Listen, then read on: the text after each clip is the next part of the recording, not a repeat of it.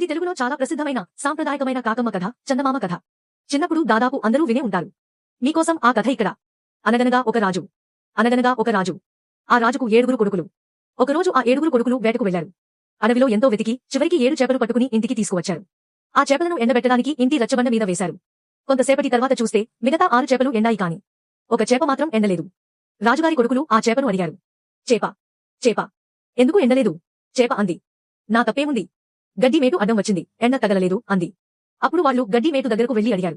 గడ్డి మేటు, గడ్డి మేటు, చేపను ఎందుకు ఎండనివ్వలేదు? గడ్డి మేటు అంది, నా తప్పేముంది? ఆవు నన్ను మేయలేదు అంది. వాళ్ళు ఆవు దగ్గరకు వెళ్లి అడిగారు.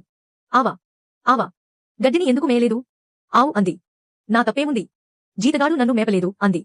వాళ్ళు జీతగాడిని అడిగారు. జీతగాడా, జీతగాడా, ఆవును ఎందుకు మేపలేదు? జీతగాడు అన్నాడు, నా తప్పేముంది? అవ్వ నాకు అన్నం పెట్టలేదు అన్నాడు. వాళ్ళు అవ్వ దగ్గరకు వెళ్లి అడిగారు. అవ్వ, అవ్వ, జీతగాడికి అన్నం ఎందుకు పెట్టలేదు? అవ్వ అంది, నా తప్పేముంది? పిల్లవాడు ఏడ్చాడు, అందుకే అన్నం పెట్టడం ఆలస్యమైంది అంది. వాళ్ళు ఆ చిన్న పిల్లాడి దగ్గరకు వెళ్లి అడిగారు. పిల్లవాడా, పిల్లవాడా, ఎందుకు ఏడ్చావు? పిల్లవాడు అన్నాడు, నా తప్పేముంది? చీమ నన్ను కుట్టింది, అందుకే ఏడ్చాను అన్నాడు. చివరికి వాళ్ళు చీమను పట్టుకుని అడిగారు. చీమ, చీమ, పిల్లవాడిని ఎందుకు కుట్టావు? దానికి చీమ నవ్వుతూ అంది, నా బంగారు పుట్టలో వేలు పెడితే కుట్టనా మరి అంది. కథ ముగింపు. అలా చీమ చెప్పిన సమాధానంతో రాజు కొడుకుల ప్రశ్నల పరంపర ముగిసింది. ఎవరి తప్పు లేదని తెలుసుకుని అందరూ నవ్వుకున్నారు.